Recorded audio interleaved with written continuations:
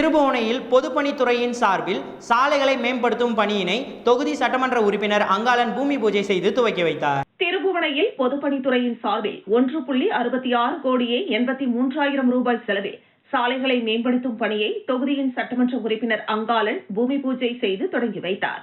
திருபுவனை சீனிவாசா நகர் மற்றும் சீனிவாச நகர் விரிவாக்கம், பாரதிதாசன் நகர் விரிவாக்கம், வள்ளலார் நகர், சுப்பிரமணியன் நகர், பாலாஜி நகர், திருமுருகன் நகர், வரதராஜன் நகர் மற்றும் பெருமாள் கோவில், ஏரிக்கரை சாலை ஆகிய பகுதிகளில் சாலைகளை மேம்படுத்தும் பணிக்காக புதுச்சேரி அரசு ஷாஷி திட்டம் மூலம் வங்கியில் கடனுதவி பெற்று அரசாணை வழங்கியுள்ளது. இதற்கான பணி பொதுப்பணித்துறை ஒப்பந்ததாரர் அருணகிரி அண்ட் சன்ஸ் ஒப்பந்ததாரருக்கு வழங்கப்பட்டுள்ளது. இந்த பணிகளுக்கான பூமி பூஜை நடைபெற்றது. திருபுவனை விவசாயிகள் சேவை கூட்டுறவு வங்கி அருகில் நடைபெற்ற விழாவிற்கு தொகுதியின் சட்டமன்ற உறுப்பினர் அங்காளன் தலைமை தாங்கி பூமி பூஜை செய்து பணியை தொடங்கி வைத்தார். புதுச்சேரி அரசு பொதுப்பணித்துறை தலைமை பொறியாளர் வீரசெல்வம், பொதுப்பணித்துறை கட்டிடங்கள் மற்றும் சாலைகள் வடக்கு கோட்ட செயற்பொறியாளர் வைத்தியநாதன், உதவி பொறியாளர் குலோத்துங்கன், இளநிலை பொறியாளர்கள் தேவேந்திரன், கிருபாகரன், ஒப்பந்ததாரர் அருணகிரி, ஜேசிஎம் மக்கள் மன்றம் திருபுவனை தொகுதி தலைவர் ரவிக்குமார், பொதுச் செயலாளர் வடிவேல் மற்றும் கிராம முக்கியஸ்தர்கள், சட்டமன்ற உறுப்பினரின் ஆதரவாளர்கள், பொதுமக்கள் உட்பட பலர் கலந்து கொண்டனர்.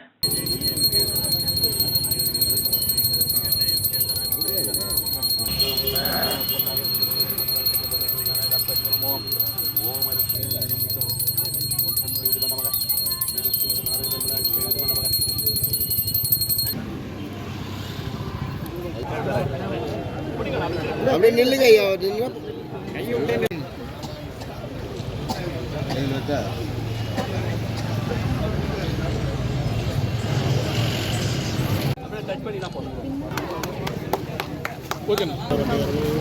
இங்க பாருங்க சார், இங்க பாருங்க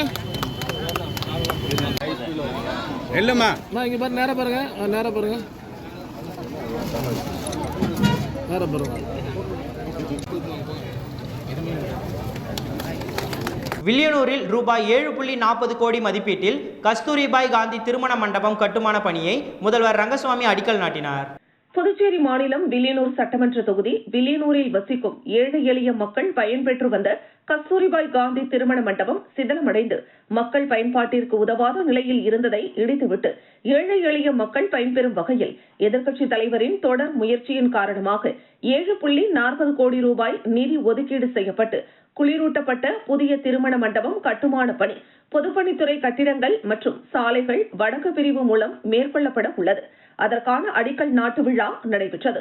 வில்லியனூர் தொகுதியின் சட்டமன்ற உறுப்பினரும் எதிர்க்கட்சித் தலைவருமான சிவா தலைமையில் நடைபெற்ற விழாவிற்கு பொதுப்பணித்துறை அமைச்சர் லட்சுமி நாராயணன் முன்னிலை வகித்தார். விழாவில் முதலமைச்சர் ரங்கசாமி கலந்து கொண்டு புதிய கஸ்தூரிபாய் காந்தி திருமண மண்டபம் கட்டுமான பணிக்கு பூஜை செய்து அடிக்கல் நாட்டினார்.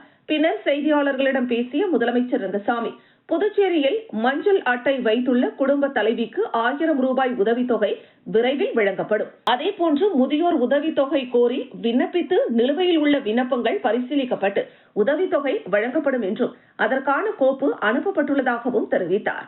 இந்த நிகழ்ச்சியில் பொதுப்பணித்துறை தலைமை பொறியாளர் வீரசெல்வம், செயற்பொறியாளர் வைத்தியநாதன், வில்லியனூர் கொம்யூன் பஞ்சாயத்து ஆணையர் பிரபாகர், பொதுப்பணித்துறை உதவி பொறியாளர் ஜலீல், இளநிலை பொறியாளர் அருண் ஆனந்த் மற்றும் ஊர் முக்கியஸ்தர்கள், முன்னாள் சேர்மன் பாலமுருகன், வட்டார காங்கிரஸ் ராஜ்குமார், முருகையன், திமுக முன்னோடிகள் மண்ணாங்கட்டி, சுப்பராயலு, கலியபெருமாள், சேகர், லக்ஷ்மணன், சுபமங்கலம் பாபு, முகுந்தன், பிரேம், ஆனந்த், திமுக தொகுதி செயலாளர் மணிகண்டன், பொதுக்குழு உறுப்பினர்கள் ராமசாமி, செல்வநாதன், தர்மராஜ், அவைத்தலைவர் ஜலால் ஹனீப், வர்த்தகர் அணி ரமணன், இலக்கிய அணி சீனு மோகன்தாஸ், விவசாய அணி குலசேகரன், ஆதிதிராவிடர் அணி செல்வநாதன், சிறுபான்மையினர் அணி முகமது ஹாலித், தொழிலாளர் முன்னேற்ற சங்கம் அங்காளன், துணை அமைப்பாளர்கள் சரவணன், ராமதாஸ், கோபி, காசிநாதன், காளி, துணைத் தலைவர் கதிரவன் உள்ளிட்ட பலர் கலந்து கொண்டனர்.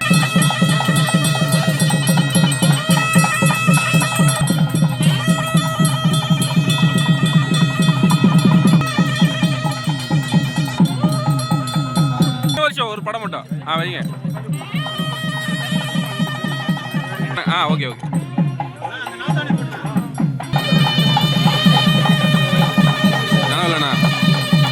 பாகூர் தொகுதியில் ரூபாய் 13.50 லட்சம் மதிப்பீட்டில் LED தெருமின் விளக்கு அமைக்கும் பணியினை சட்டமன்ற உறுப்பினர் செந்தில்குமார் பூமி பூஜை செய்து துவக்கி வைத்தார். பாகூர் தொகுதிக்குட்பட்ட பாகூர் தூக்குப்பாலம் முதல் கன்னியகோவில் கிழக்கு கடற்கரை சாலை சந்திப்பு வரை சட்டமன்ற உறுப்பினர் தொகுதி மேம்பாட்டு நிதியின் கீழ் 13,50,000 ரூபாய் மதிப்பீட்டில் பொது LED தெருமின் விளக்கு அமைக்க முடிவு செய்யப்பட்டது.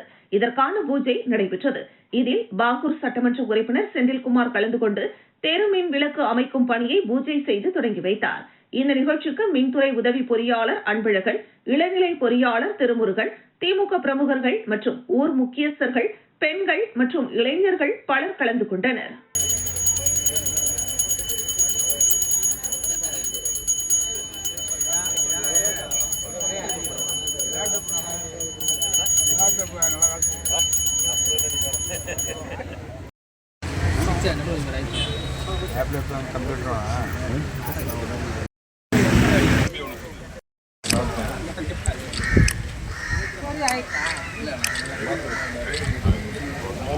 சீக்கிரம் முடியும்.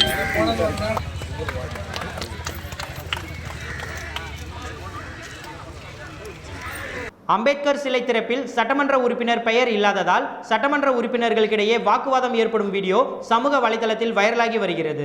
ஊசுடு தொகுதியின் சட்டமன்ற உறுப்பினரும் முன்னாள் அமைச்சருமான சாய்ஜி சரவணகுமார் கடந்த 2021ஆம் ஆண்டு தேர்தலில் பாஜக சார்பாக போட்டியிட்டு வெற்றி பெற்றார். இதே தொகுதியை சேர்ந்த பாஜக பிரமுகர் முன்னாள் சட்டமன்ற உறுப்பினர் தீபாய் நானுக்கு சில நாட்களுக்கு முன்பு நியமன சட்டமன்ற உறுப்பினர் பதவி வழங்கப்பட்டது. இந்த நிலையில் தொடர்ந்து ஒரே தொகுதியில் பாஜகவை சேர்ந்த 2 சட்டமன்ற உறுப்பினர்கள் எதிர்வரும் தேர்தல் குறித்து களப்பணியில் ஈடுபட்டு வருகின்றனர். அதன் தொடர்ச்சியாக தொகுதிக்குட்பட்ட அரசூரில் டாக்டர் அம்பேத்கர் திருவுருவ சிலை திறப்பு விழா நடைபெற இருந்தது. இதில் முதலமைச்சர் ரங்கசாமி தலைமையில் நடைபெறும் விழாவில் நியமன சட்டமன்ற உறுப்பினர் பெயர் இடம்பெறவில்லை என்று 2 சட்டமன்ற உறுப்பினர்களும் நேருக்கு நேர் வாக்குவாதத்தில் ஈடுபட்டனர். தொடர்ந்து சட்டமன்ற உறுப்பினரின் ஆதரவாளர்கள் ஒருவருக்கொருவர் வாக்குவாதத்தில் ஈடுபட்டனர். அப்பகுதியில் பாதுகாப்பில் ஈடுபட்டிருந்த காவல்துறையினர் சமாதானம் செய்து அனுப்பி வைத்தனர். தொடர்ந்து அப்பகுதியில் பதற்றம் நிலவி வருகிறது.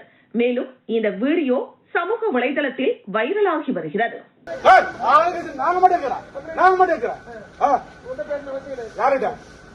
பாருங்க, நாளைக்கு பாத்துறோம் உங்களுக்கு. கருப்பு ஏத்தா கருப்பு போடுங்க பாத்துறோம். அவர் திறந்த பாத்துறோம். வேற பேசுறேன். இன்னும் என்ன நடந்து பேசுறேன். ஊர்ல ஒருத்த கூட கலக்கால பண்ணாத ஒரு இடம் வந்து பண்றாங்க. என்ன நாங்க ஊர்ல இல்லையா? அவரு வந்து ஊர்ல இல்லையா?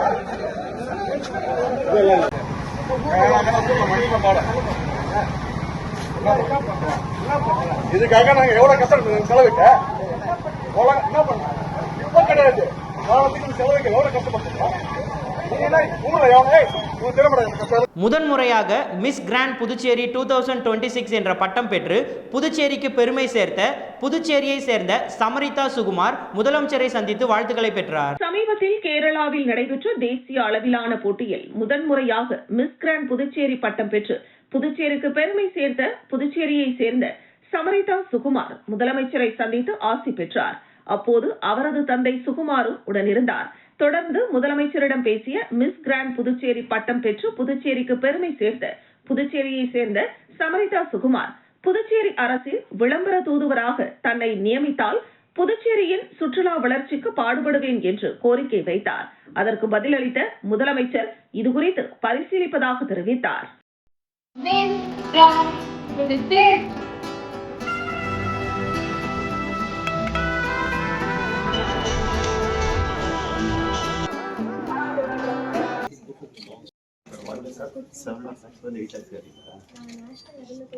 புதுச்சேரியில் தீயணைப்பு வாகனம் மோதி அடுத்தடுத்து ஏற்பட்ட விபத்தில் கார் மற்றும் 6 மோட்டார் சைக்கிள்கள் சேதமடைந்தது. புதுச்சேரி முத்தியால்பேட்டை தனியார் ஹோட்டல் அருகே உள்ள கழிவுநீர் வாய்க்காலில் மது போதையில் ஆண் ஒருவர் விழுந்து கிடப்பதாக காவல்துறையினருக்கும் தீயணைப்பு துறைக்கும் தகவல் அளிக்கப்பட்டது.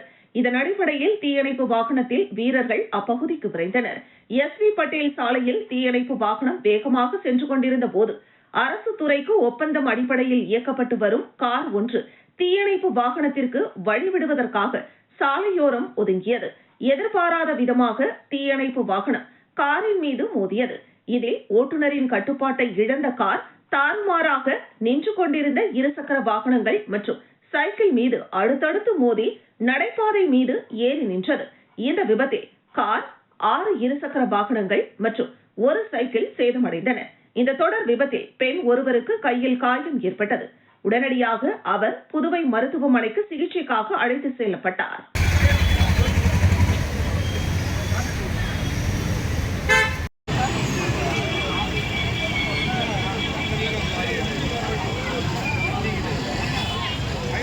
பல்கலைக்கழக வளாகத்தில் பயங்கரவாதிகள் தடுப்பு பயிற்சி நடைபெற்றது.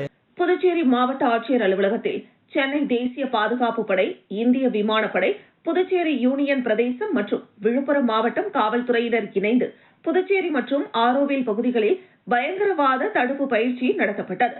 இது தொடர்பான ஆலோசனைக் கூட்டம் மாவட்ட ஆட்சியர் அலுவலகத்தில் நடைபெற்றது.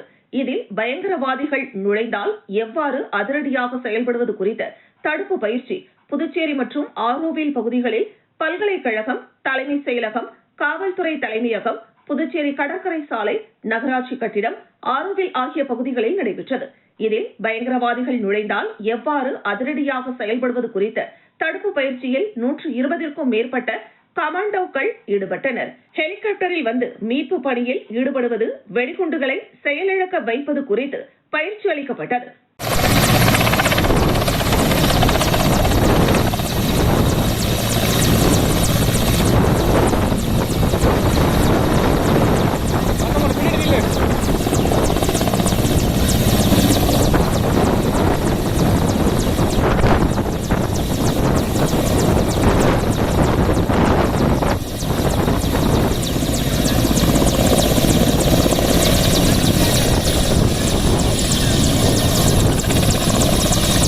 புதுச்சேரியில் 30 பைசா கந்துவட்டி கொடுமையால் பெண் தீக்குளித்து உயிரிழந்த சம்பவம் பெரும் சோகத்தை ஏற்படுத்தியுள்ளது. புதுச்சேரி நெல்லித்தோப்பு தொகுதிக்குட்பட்ட சக்தி நகர் 9வது குறுக்கு தெருவில் வசித்து வருபவர் சித்ரா.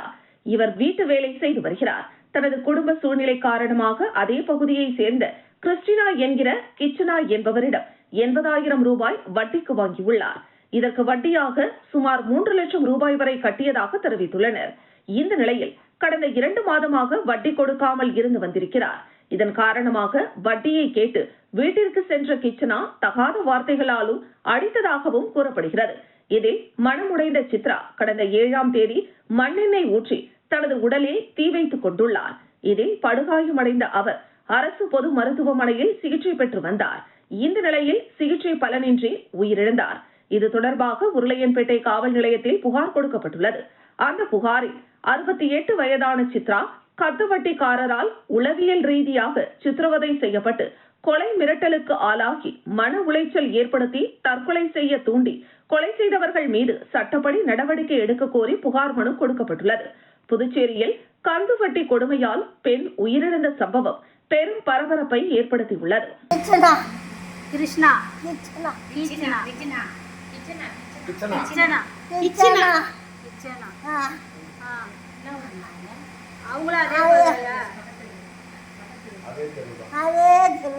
ஆனா அவங்க வட்டிக்கு விடுறவங்க எவ்வளவு வட்டிங்க?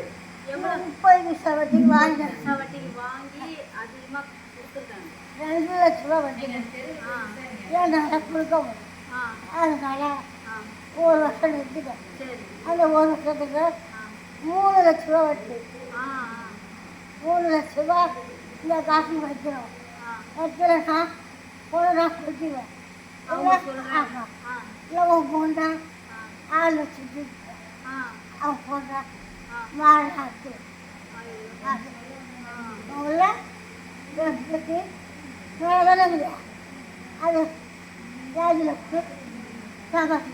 மணவெளி சட்டமன்ற தொகுதியில் சாலை மற்றும் வடிகால் வசதி அமைக்கும் பணியினை சட்டப்பேரவைத் தலைவர் செல்வம் அவர்கள் பூமி பூஜை செய்து துவக்கி வைத்தார். புதுச்சேரி மாநிலம் மணவெளி சட்டமன்ற தொகுதிக்குட்பட்ட நல்லவாடு சுனாமி குடியிருப்பில் இருந்து குட்டி ஆண்டவர் கோவில் வரை 18.70 லட்சம் ரூபாய் திட்ட மதிப்பீட்டில் 3ஆம் கட்டமாக புதிய சாலை அமைக்கும் பணியையும், மணவெளி பூங்கொடிபுரம் பகுதியில் 17 லட்சம் ரூபாய் திட்ட மதிப்பீட்டில் புதிய வடிகால் வாய்க்கால் அமைத்தல் மற்றும் ஃபேவர் பிளாக் சீரமைத்தல் பணி மற்றும் மணவெளி சீனிவாசா அவென்யூ பகுதியில் 25,44,000 ரூபாய் திட்ட மதிப்பீட்டில் இறுதிக்கட்டமாக 5வது குறுக்கு வீதி முதல் 7வது குறுக்கு வீதி வரை மற்றும் பிரதான சாலை ஆகியவற்றிற்கு புதிய தார் சாலை மற்றும் கழிவுநீர் வடிகால் வாய்க்கால்கள் அமைக்கும் பணி ஆகியவற்றை தொகுதியின் சட்டமன்ற உறுப்பினரும் சட்டப்பேரவை தலைவருமான செல்வம் அந்தந்த பகுதிகளில் நடைபெற்ற பூமி பூஜையில் கலந்து கொண்டு பணிகளை தொடங்கி வைத்தார்.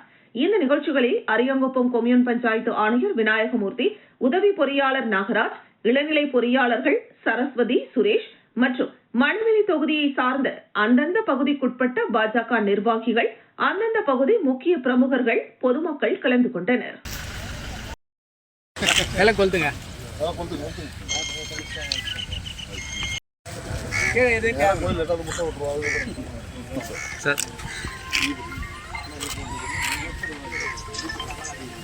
நான் அதெல்லாம் எதுவும் கொடுக்கல.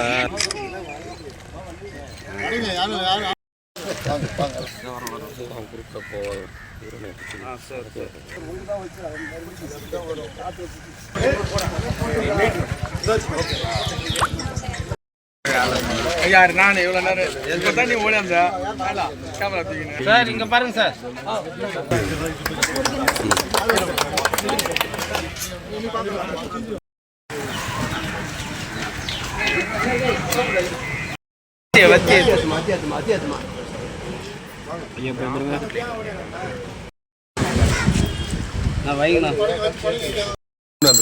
மகளிர் தினத்தை முன்னிட்டு புதுச்சேரி உருளையன்பேட்டை தொகுதியில் பாஜக மாநில வர்த்தக பிரிவு இணை அமைப்பாளர் மதன் தலைமையில் கோலப்போட்டி நடைபெற்றது. மகளிர் தினத்தை முன்னிட்டு பாஜக சார்பில் பல்வேறு நிகழ்ச்சிகள் மாநிலம் முழுவதும் நடைபெறவுள்ளது.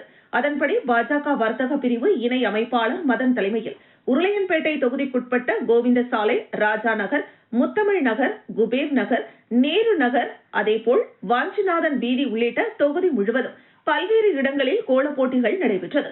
அதன்படி காலை முதல் தொகுதி முழுவதும் சுமார் 1000த்திற்கும் மேற்பட்ட மகளிர்கள் வண்ண கோலம் இட்டனர். இதில் குழந்தைகளுக்கு எதிரான வன்கொடுமை மற்றும் பிரதமர் மோடி உருவப்படம், பாஜக சார்பில் செயல்படுத்தப்பட்ட திட்ட வடிவமைப்புகள், பாஜகவின் சின்னமான தாமரை மற்றும் பொதுமக்களிடையே விழிப்புணர்வை ஏற்படுத்தும் நோக்கில் பல்வேறு கோலங்கள் இடம்பெற்றன. இதனை பாஜக வர்த்தகர் அணி இணை அமைப்பாளர் மதன் உள்ளிட்ட பாஜக நிர்வாகிகள் பார்வையிட்டு சிறந்த கோலங்களை தேர்ந்தெடுத்தனர். மேலும் வெற்றி பெற்ற மகளிர்கள் மற்றும் கலந்து கொண்ட மகளிர்களுக்கு பரிசளிப்பு விழா வர்த்தக அணி இணை அமைப்பாளர் மதன் தலைமையில் அவரது சொந்த செலவில் நடைபெறவுள்ளது.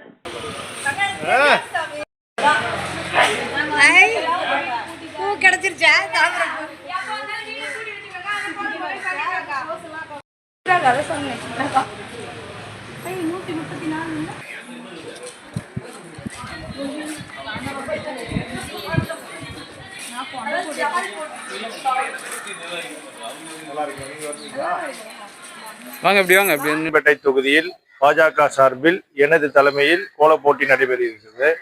இக்கோலப்போட்டியில் ஏற்கனவே முத்தமிழ் நகர், ராஜா நகர், அருந்ததியர் நகர், செங்கோதியம்மன் கோவில் ஆகிய பூத்துகளில் கோலப்போட்டி நடைபெற்று முடிவடைந்திருக்கிறது. இன்று வாஞ்சிநாதன் வீதி, சுப்பிரமணிய சிவா வீதி, அந்தோனியார் கோயில் வீதி ஆகிய தெருக்களில் கோலப்போட்டி நடைபெற்றிருக்கிறது. பொதுப்பணித்துறை ஊழியர்கள் தாக்கப்பட்டதற்கு கண்டனம் தெரிவித்து காங்கிரஸ் கட்சி சார்பாக போராட்டம் நடைபெறும் என முன்னாள் முதலமைச்சர் நாராயணசாமி தெரிவித்துள்ளார். புதுவையில் பணி நிரந்தரம் கோரி முதல்வரை முற்றுகையிட முயன்ற பொதுப்பணித்துறை வவுச்சர் ஊழியர்கள் மீது காவல்துறையினர் தடியடி நடத்தினர்.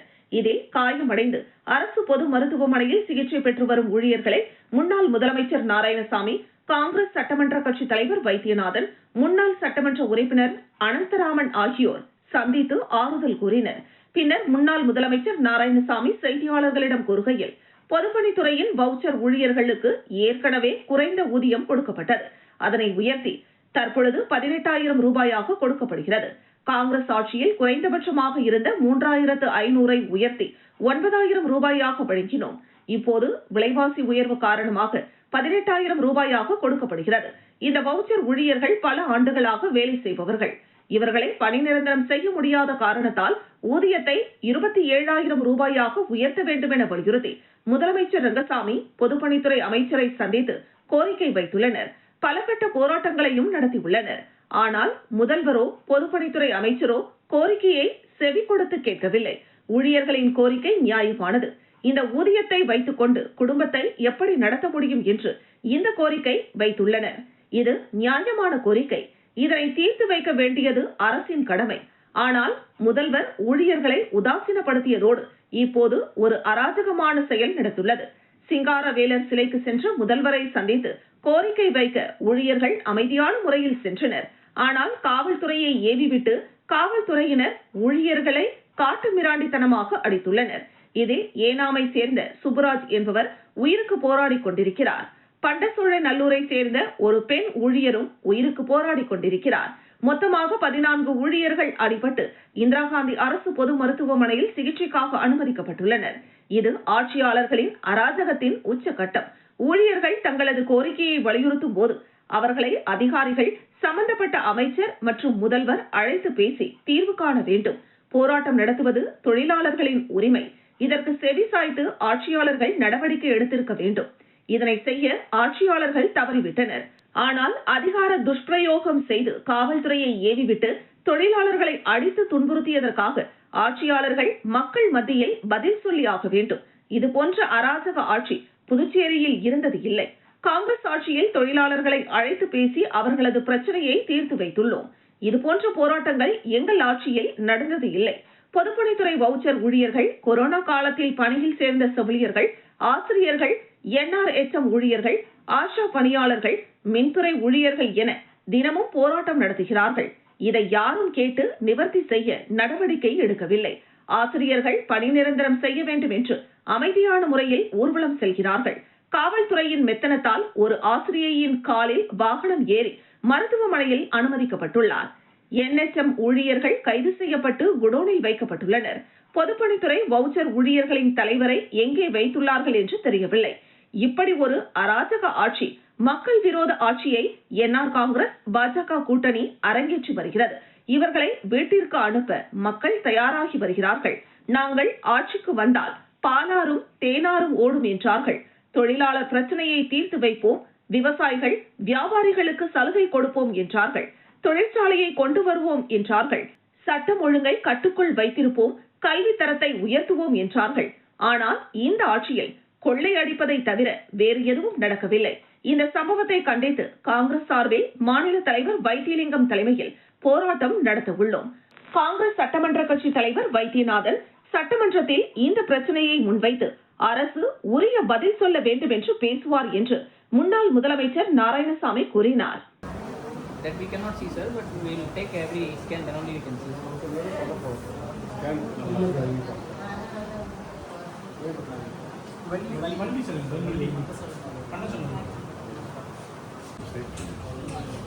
That we will take one CT brain, sir, then we will see, sir. கிளினிக்லேயே நல்லா இருக்காங்களா சார்? எக்ஸ்டர்னலாக பார்க்குறப்போ வில் டேக் த இன்வெஸ்டிகேஷன்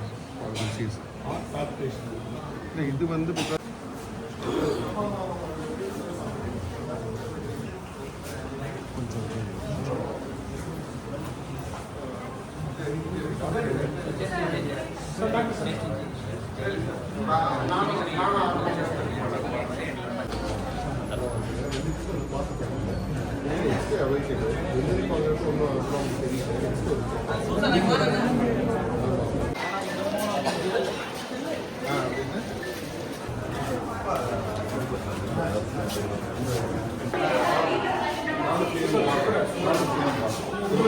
இந்த ஆட்சியாளர்கள், முதலமைச்சரோ அல்லது பொதுப்பணித்துறை அமைச்சரோ இதை கண்டுகொள்ளவில்லை. அவருடைய கோரிக்கைகளை செவி கொடுத்து கேட்கவில்லை. அவர்களுடைய கோரிக்கை நியாயமான கோரிக்கை. நாங்கள் இந்த பணத்தை வைத்துக்கொண்டு எங்கள் குடும்பத்தை எப்படி நடத்த முடியும் என்று அவர்கள் இந்த கோரிக்கையை வைத்திருக்கிறார்கள். இது அந்த நியாயமான கோரிக்கையை தீர்த்து வைக்க வேண்டியது ஒரு அரசனுடைய கடமை. ஆனால் முதலமைச்சர் அவர்கள் உதாசீனப்படுத்தி, இந்த தொழிலாளிகளை உதாசீனப்படுத்தி ஒரு அராஜகமான செயல் இப்பொழுது நடந்து கொண்டிருக்கிறது. அவர்கள் இன்று முதலமைச்சரை சந்தித்து மரியாதைக்குரிய தலைவர் சிற்பி சிங்காரவேலனுடைய சிலைக்கு அவர் மாலை அணிவிக்க செல்லும் பொழுது அவரை சந்தித்து இந்த கோரிக்கையை முன்வைக்க சென்றார்கள். அமைதியான முறையிலே சென்றார்கள். ஆனால் காவல்துறையை ஏவிவிட்டு, காவல்துறையானது புதுச்சேரியில் உள்ள காவல் பணியாளர்கள் அவர்களை காட்டுமிராண்டித்தனமாக அடித்து, அதில் ஏனத்தைச் சேர்ந்த சுப்புராஜ் என்பவர் முத்தியால்பேட்டை மார்க்கெட் எதிரே பொதுமக்கள் திடீர் மறியல் போராட்டத்தில் ஈடுபட்டனர். புதுச்சேரி முத்தியால்பேட்டை மார்க்கெட் பின்புறம் மாணிக்க முதலியார் தோட்டம் பகுதியில் 80க்கும் மேற்பட்ட குடும்பத்தினர் பல ஆண்டுகளாக வசித்து வருகின்றனர். அந்த பகுதியை ஒட்டி வசிக்கும் வசதி படைத்த 20க்கும் மேற்பட்டோர் பாதையை மறித்து சுவர் எழுப்பி கேட் போட்டுள்ளனர். அந்த பாதையை 80 குடும்பத்தினர் பயன்படுத்தி வந்துள்ளனர்.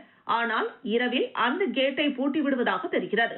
இதனால் சாதாரண தரப்பை சேர்ந்த 80க்கும் மேற்பட்ட குடும்பத்தினர் முத்தியால்பேட்டை மார்க்கெட் எதிரே திரண்டு சாலை மறியல் போராட்டத்தில் ஈடுபட்டனர். இதுகுறித்த தகவல் அறிந்த தொகுதியின் சட்டமன்ற உறுப்பினர் பிரகாஷ்குமார் அங்கு விரைந்து வந்து பொதுமக்களிடம் பேச்சுவார்த்தை நடத்தி உடனடியாக அதிகாரிகளை அழைத்து கேட்டிற்கு பூட்டு போடாமல் இருக்க நடவடிக்கை எடுக்க வேண்டும் என்று கோரிக்கை வைத்து அதிகாரியுடன் வாக்குவாதத்தில் ஈடுபட்டார். தொடர்ந்து அதிகாரிகள் பூட்டு போடாமல் இருக்க நடவடிக்கை எடுப்பதாக உறுதியளித்தனர். அதன் அடிப்படையில் மறியலை கைவிட்டு அப்பகுதி மக்கள் கலைந்து சென்றனர். இதனால் அப்பகுதியில் பரபரப்பு ஏற்பட்டது.